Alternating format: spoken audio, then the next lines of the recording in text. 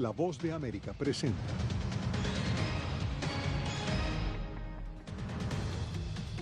Dos muertos deja tiroteo en el Pentágono.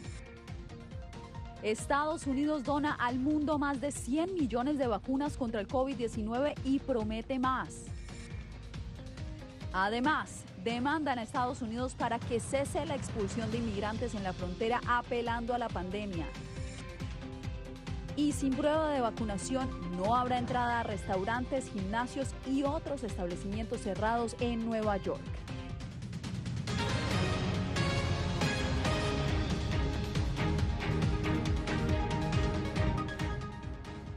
¿Qué tal? Bienvenidos, soy Yasmín López. Un tiroteo en una estación de transporte público dejó 2 personas fallecidas, incluyendo a un policía, y provocó el cierre temporal del Pentágono, sede de las Fuerzas Armadas estadounidenses. Jacopo Luzzi nos reporta desde el lugar de la noticia. Jacopo, buenas tardes. ¿Qué es lo último?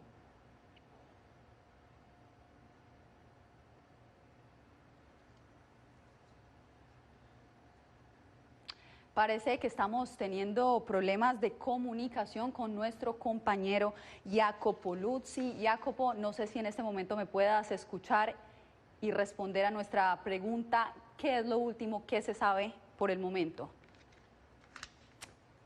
Bueno, estaremos atentos de esta información. Ustedes podrán encontrar el desarrollo de esta noticia en nuestra página web vozdeamericanoticias.com. Ahora pasamos a otra información. Más de 110 millones de dosis de vacunas contra el coronavirus han sido donadas por Estados Unidos a 60 países del mundo. El balance lo dio a conocer este martes la Casa Blanca y por eso nos conectamos a esta hora con nuestro compañero Jorge Agobián. Jorge, ¿cuántas de estas vacunas han sido enviadas a Latinoamérica? Yasmín, más de 38 millones, lo que representa cerca del 35% del total. Conversamos con una funcionaria estadounidense quien nos adelantó que en las próximas semanas varios países de la región podrían estar recibiendo más dosis de Estados Unidos. La Casa Blanca ha donado más de 110 millones de dosis de vacunas a 60 países del mundo. De ese total, del hemisferio occidental, de acuerdo con datos ofrecidos por la Casa Blanca. El presidente Joe Biden anunció su determinación de continuar compartiendo parte del arsenal estadounidense y los países de la región no serán excluidos, aseguró a La Voz de América la secretaria adjunta para Asuntos Hemisféricos, Julie Chung. Estamos absolutamente comprometidos, una vez más, mientras observamos la variación constante de esta terrible enfermedad que ha perturbado nuestro mundo. Buscaremos constantemente nuevas formas de encontrar vacunas y la entrega de estas de manera segura y constatar de que se entreguen de manera efectiva, de manera transparente a esos gobiernos. La Casa Blanca anunció que a finales de agosto comenzará el despacho de otras 500 millones de dosis de la vacuna Pfizer a 100 países de bajos ingresos. Hasta la fecha, Colombia ha sido el país latinoamericano que más ha recibido vacunas, con 6 billones en total, seguido de Guatemala, México y Argentina. A Estados Unidos y a los países de la región les conviene abordar juntos este desafío. La mayoría de las dosis han sido enviadas a través del mecanismo de Naciones Unidas, COVAX. En junio, el presidente Joe Biden se había comprometido a enviar 80 millones de dosis al mundo. Esto superó, pues, con el anuncio que se realizó el día de hoy de más de 110 millones de dosis que fueron donadas por Estados Unidos en los últimos meses. Yasmín. Son buenas noticias para Latinoamérica. Jorge, muchas gracias por este reporte. Y entonces en este momento nos vamos a enlazar con nuestro compañero Jacopo Luzzi sobre la noticia del tiroteo que ha dejado hasta el momento 2 personas heridas y el cierre del Pentágono. Jacopo, ¿puedes contarnos en este momento cuál es la situación, cuál es el móvil, qué se sabe sobre las personas o quién, el autor de este incidente?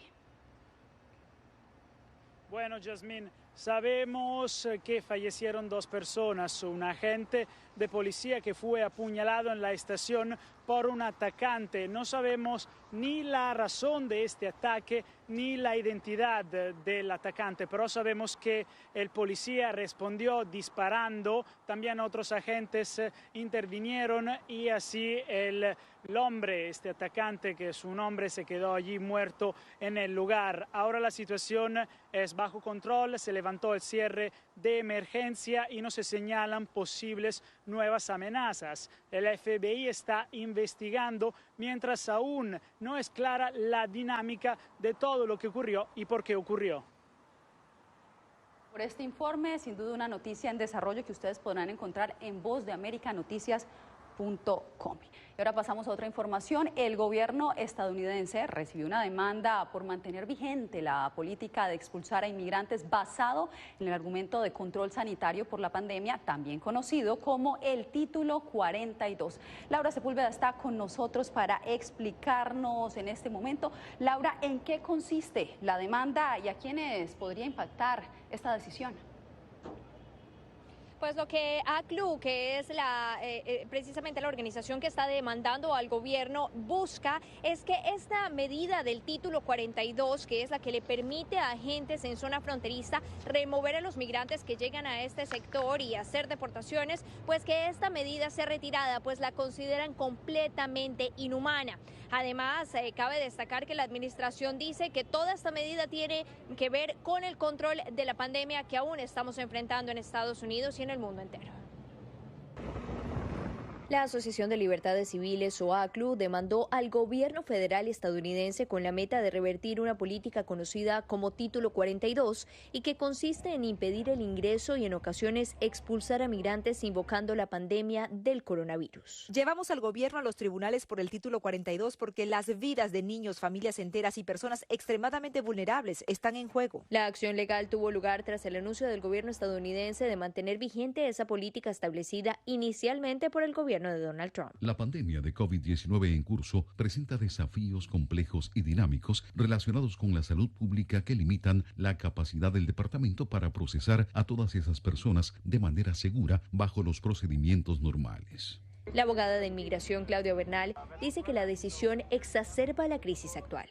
Se ha reportado muy constantemente en los últimos días, si no semanas, el incremento de casos en estos centros de detención. Entonces el gobierno se ve imposibilitado de poder tratar con esta emergencia, además de la que ya existe en toda la zona sur de los Estados Unidos. Mientras avanza el caso legal, organizaciones como Human Rights First califican como inhumana la decisión del gobierno.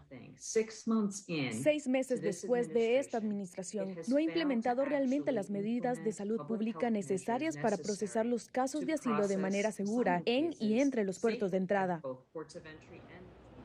Lo que está claro es que esta discusión continuará hasta que el gobierno tome una decisión diferente, cambie este tipo de políticas, o por el contrario, la Corte anuncie una decisión frente a la demanda interpuesta en las últimas horas. Laura, muchas gracias. Bien, y el gobierno estadounidense extendió el plazo para que unos 300.000 venezolanos residentes en Estados Unidos que reúnen los requisitos para obtener el estatus de protección temporal apliquen a este amparo migratorio. Esto después de conocerse que solo un 38% de ellos lo han solicitado. José Pernalete nos reporta. El Departamento de Seguridad Nacional de Estados Unidos extendió la fecha tope de solicitud de TPS para los venezolanos y otras naciones hasta dentro de 18 meses. La inclusión de Venezuela en la lista de países cuyos ciudadanos pueden optar al alivio migratorio conocido como TPS por sus siglas en inglés generó mucho alivio en esa comunidad sudamericana afincada en Estados Unidos. Sí, nosotros tenemos registros de aproximadamente 125.000 venezolanos que han mandado hasta la fecha de hoy su TPS. Estos son números aproximados y representa cerca del 38%. Uno de ellos ha sido Richard Magallanes, venezolano quien trabaja como gerente en un local de rentas de vehículos en Estados Unidos. A pesar de que ya había solicitado asilo, no dudó en pedir el TPS. Sí, ya gracias a Dios lo metí el mes pasado, me llegó el papel de recibido, ahora estamos esperando la aceptación y la aprobación de parte de ellos. Yo soy asilado político, estoy ahorita en stand-by, o sea, no tengo un estatus como tal, y el TPS me brinda la oportunidad de tener como un colchón de seguridad en el cual me beneficia, ya que ni yo lo quiera, no me llegan a aprobar el asilo, tengo el TPS que me salva, por así decirlo. El 5 de septiembre era la fecha inicial de término de plazo para solicitar este beneficio inmigratorio otorgado a naciones aquejadas por conflictos o desastres naturales. José Pernalete, Voz de América, Miami. El presidente Joe Biden anunciará una nueva moratoria de desalojos para proteger a los inquilinos que se encuentran atrasados en el pago de su vivienda debido a la pandemia. La agencia de prensa asociada informó que Biden implementará una moratoria de 60 días en grandes ciudades donde vive la mayoría de la población estadounidense. En entrevista exclusiva con La Voz de América, el exfiscal de Guatemala contra la corrupción, Juan Francisco Sandoval, nos habló de sus encuentros con las autoridades en la capital estadounidense y sobre la situación que lo llevó a huir de su país. Eugenia Sagastume nos presenta los detalles. He podido demostrarles o traerles aquí a Washington el mensaje de que la fiscal general está al servicio de las mafias y por ello ha lanzado un mensaje en el sentido de que es alguien con quien no confían. Así se refirió el exfiscal contra la impunidad Juan Francisco Sandoval a la fiscal general de Guatemala, Consuelo Porras, en entrevista con La Voz de América. Sandoval está en Estados Unidos, donde se ha reunido con autoridades del Departamento de Estado, Departamento de Justicia y la Casa Blanca, con quienes asegura ha abordado la situación de justicia que se vive en Guatemala. Lo que advertimos es un sistema de justicia que en realidad ha deteriorado la situación del país. Al respecto, la fiscal general Consuelo Porras se ha defendido asegurando que las declaraciones de Sandoval son falsas y que siempre actuó apegada a la ley. Nunca le he impuesto nada a ningún fiscal. He sido una fiscal respetuosa del principio de la independencia fiscal. Sandoval afirma que esperaba su propia destitución. Es el precio que se debe de pagar por realizar un trabajo apegado a la ley. Asegura que se siente conmovido al ver desde lejos las protestas ciudadanas que se registran en Guatemala. Como lo indiqué en la conferencia de prensa del 23 de julio, jamás me voy a arrepentir de haber visto el crimen a los ojos. Eugenia Sagastume, Voz de América, Guatemala. Más adelante, nueva información sobre la variante emergente que fue identificada inicialmente en Colombia y ahora se encuentra en Florida.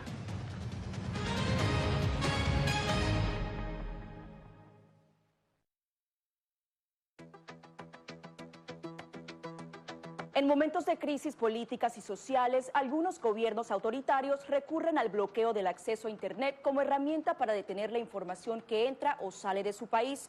No obstante, existen algunas alternativas que te ayudarán a continuar conectado a la red a pesar de la censura oficial. Una de las más efectivas es el VPN o red virtual privada por sus siglas en inglés.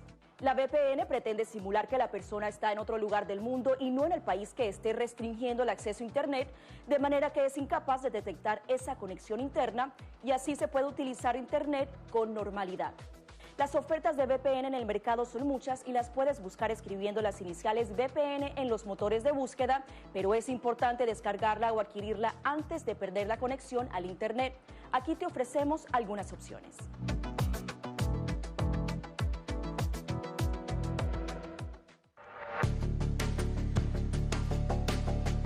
Durante el brote del COVID-19, los estafadores pueden tratar de aprovecharse de personas vulnerables a través de diversos métodos que van cambiando con frecuencia. Es posible que lo contacten por teléfono, correo electrónico, mensajes de texto, correo postal o redes sociales.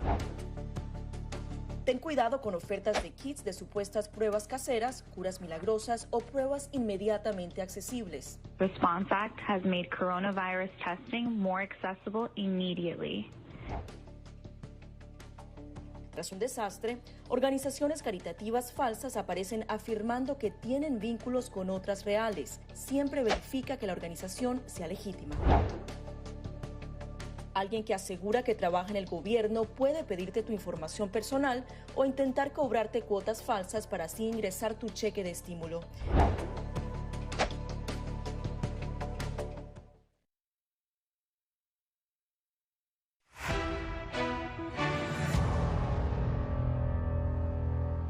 Nueva York se convirtió en la primera ciudad de Estados Unidos en exigir comprobante de vacunación para poder ingresar a espacios públicos cerrados. Diva Lizeth Cash nos trae lo más reciente sobre la pandemia en Estados Unidos.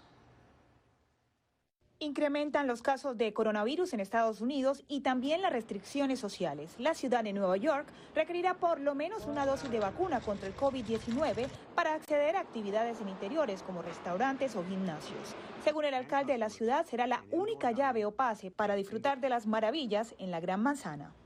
Si estás vacunado, todo se te abrirá. Tendrás la llave.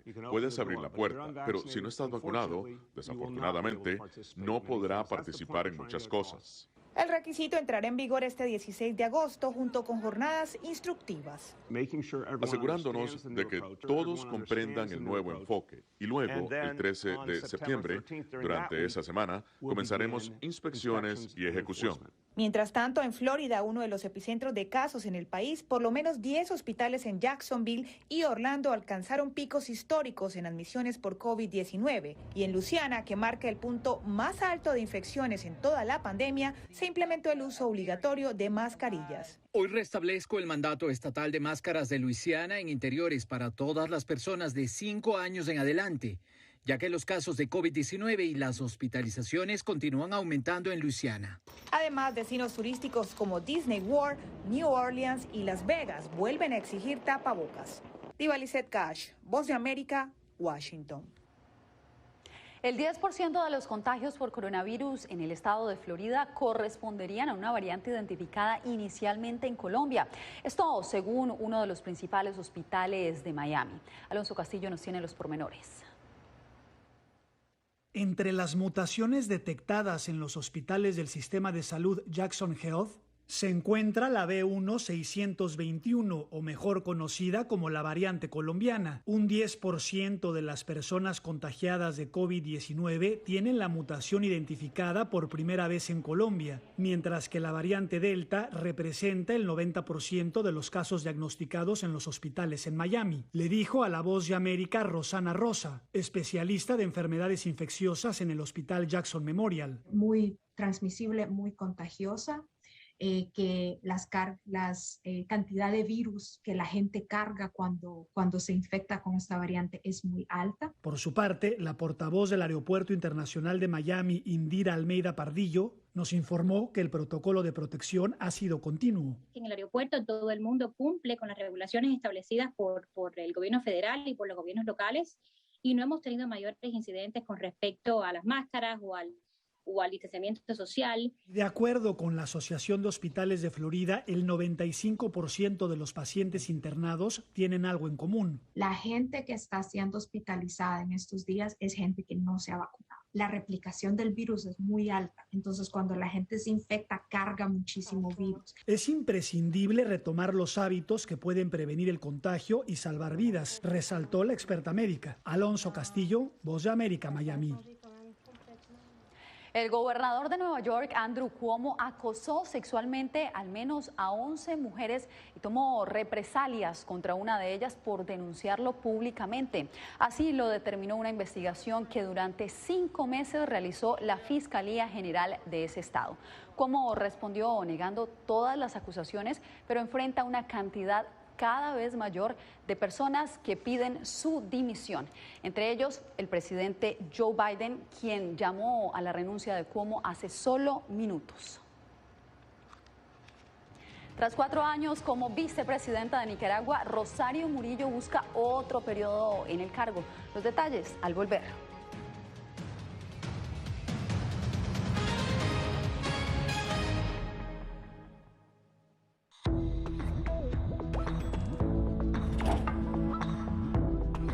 Cuando ellos me traen un tema un poco delicado o fuerte, yo siempre les pregunto primero, Ari, ¿y dónde oíste eso? ¿Quién te lo comentó? ¿Y qué te han comentado? Pues corrijo si han escuchado algo que no está correcto, no está bien, y les aclaro, pero lo mínimo necesario para su edad. Enfócate en que tu hijo se sienta seguro y no le ofrezcas más detalles de los que pida. Si ellos preguntan, nosotros siempre les hemos respondido con la verdad, pero a su edad. Finalmente, di cosas específicas que tu hijo pueda hacer para que sienta que tiene el control. Por ejemplo, enséñale que lavarse las manos con frecuencia lo puede ayudar a mantenerse sano.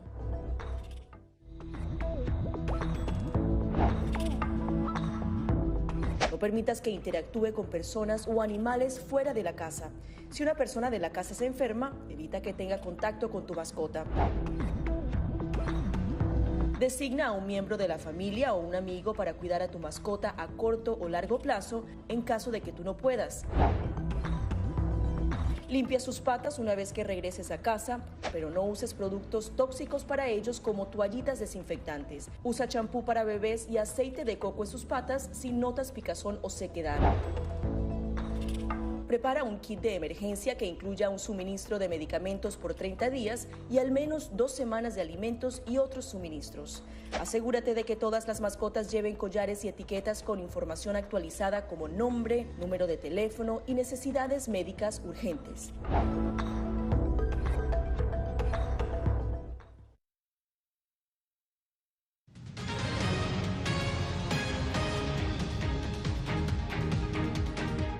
Gracias por quedarse con nosotros. En Nicaragua, el partido oficialista mantiene a la vicepresidenta y primera dama Rosario Murillo como compañera de fórmula de su esposo, el presidente Daniel Ortega. Donaldo Hernández nos informa. Las sanciones que este lunes impuso la Unión Europea a Rosario Murillo no impidieron que su partido, el oficialista Frente Sandinista, la inscribiera por segunda ocasión consecutiva como candidata a la vicepresidencia de Nicaragua. Nos sentimos agradecidos a Dios, a nuestro pueblo, porque nos permite postularnos para seguir sirviendo. Murillo integrará nuevamente la fórmula presidencial junto a su esposo, el mandatario Daniel Ortega, quien busca su 4º mandato consecutivo. La primera dama, quien también ha sido sancionada por Canadá y Estados Unidos, acusó a opositores de servir de instrumentos de otros países. Qué vergüenza debe ser para quienes no conocen el amor a la patria. El matrimonio Ortega-Murillo competirá con la fórmula del partido Ciudadanos por la Libertad, integrada por un exguerrillero y una exreina de belleza. Ambos creen que su participación en los comicios depende de una sola voluntad. Si el partido de gobierno quiere que se termine este proceso electoral, lo puede terminar en cualquier momento. Pero consideran que una masiva participación de la ciudadanía podría vencer al Frente Sandinista, el cual lleva 14 años en el poder. Y tenemos que demostrar el 7 de noviembre que Nicaragua no los quiere en el país. Mientras tanto, otras organizaciones políticas desde ya están llamando a la ciudadanía a desconocer el proceso electoral. Donaldo Hernández, Voz de América, Managua. Un nuevo traspiés sufrió la relación entre El Salvador y Nicaragua tras la decisión del gobierno de Daniel Ortega de otorgar la nacionalidad nicaragüense al expresidente Salvador Sánchez Serén, luego de ser investigado por corrupción en su país. Claudia Saldaña con el informe. Un intercambio de cartas entre los cancilleres de ambos países ha tornado tensas las relaciones entre El Salvador y Nicaragua. Solo se conoce el contenido de la carta del canciller nicaragüense Denis Moncada, pero se presume que fue en respuesta a una misiva enviada por su homóloga salvadoreña Alexandra Gil sobre la naturalización como nicaragüense del expresidente Salvador Sánchez Serén. El nuevo estatus del exmandatario impide su extradición para enfrentar la justicia en El Salvador, donde se le acusa de malversación de fondos y de haber recibido $530,000 adicionales a su salario. Algunos miembros de su partido consideran la orden de captura como una maniobra política. Es una persecución política que no tiene asidero y fundamento judicial. Si lo acusan de lavado, ¿de qué tipo de lavado? ¿Verdad? Y dicen, no, es que no es de lavado, es de sobresueldos. Pero si eso no está tipificado como delito, ¿por qué lo quieren imponer? Hemos girado órdenes de captura. Además del expresidente, también se giró orden de captura contra otros 10 exfuncionarios, de los cuales 5 son prófugos. Las autoridades salvadoreñas aseguran que esto es parte de las acciones del gobierno de Nayib Bukele para combatir la corrupción. Pero para el director de Acción Ciudadana, Eduardo Escobar, no hay coherencia desde el Ejecutivo. Se está investigando aquella corrupción que se dio en el pasado, pero se está omitiendo investigar la corrupción propia, la corrupción de su gobierno. Hasta el momento, Sánchez Serén no se ha pronunciado públicamente. Claudia Saldaña, Voz de América, El Salvador. En breve les contamos sobre la polémica que ha generado el pesista venezolano Julio Mayora tras obtener la medalla de plata en los Olímpicos.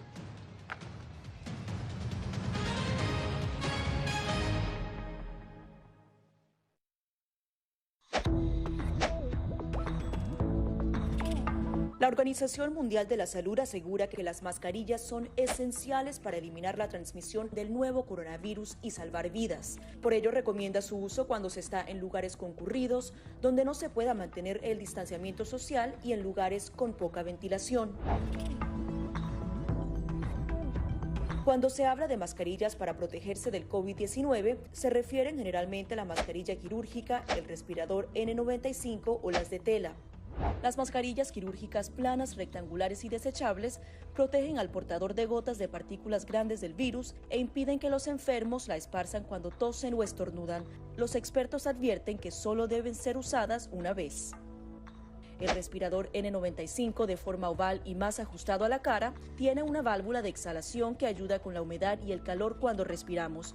Además de filtrar partículas grandes, puede impedir que pase el 95% de las partículas pequeñas de virus y bacterias. Ante la escasez, muchos han recurrido a hacer sus propias mascarillas y, en efecto, los expertos confirman que estas mascarillas caseras pueden ser efectivas.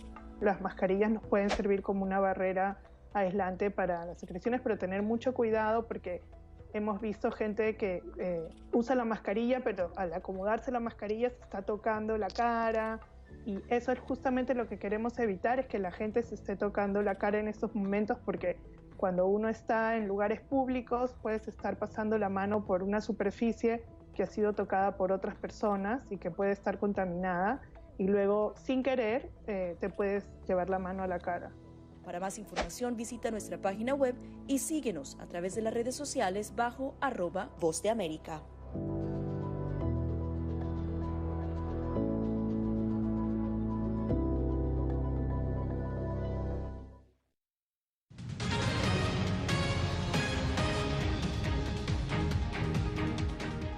Una semana después de retirarse de varias competencias, la gimnasta estadounidense Simone Biles obtuvo bronce tras reaparecer en Tokio para la final de viga de equilibrio.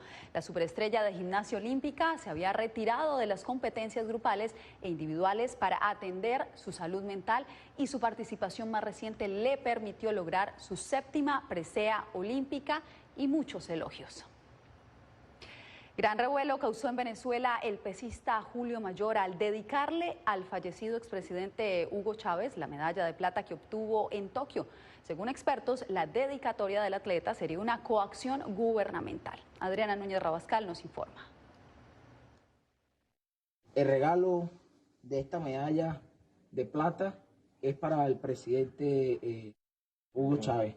La declaración del pesista venezolano Julio Mayora generó molestias y críticas entre cientos de ciudadanos opositores que horas antes se alegraron con su éxito en Tokio 2020. El video fue difundido por el ministro del Deporte, quien comunicaba telefónicamente al atleta con el presidente Nicolás Maduro. Se vio que el mismo ministro le estaba dictando lo que decir y lo que no. Entonces vemos que simplemente es otra herramienta de propaganda. Pero más allá de las preferencias ideológicas que puedan tener los deportistas, politólogos ponen la lupa en el manejo que el chavismo hace de las glorias olímpicas. Todo triunfo deportivo o de entretenimiento en general, o los gobiernos, sobre todo los autoritarios, intentan aprovecharlo para vincularlo a su proyecto, ¿no? O sea, que una noticia buena que une a todo el país se dé gracias a lo que está haciendo el gobierno, ¿no? Ante los cuestionamientos, el gobierno defendió al atleta. ¿Quién le despertó a ese muchacho ese corazón patriota? Hugo Chávez. Justamente con el título Generación de Oro, el fallecido mandatario bautizó a los deportistas que durante su gestión participaban en citas internacionales y a quienes acostumbraba a homenajear en el Palacio de Gobierno. Adriana Núñez Rabascal, Voz de América, Caracas.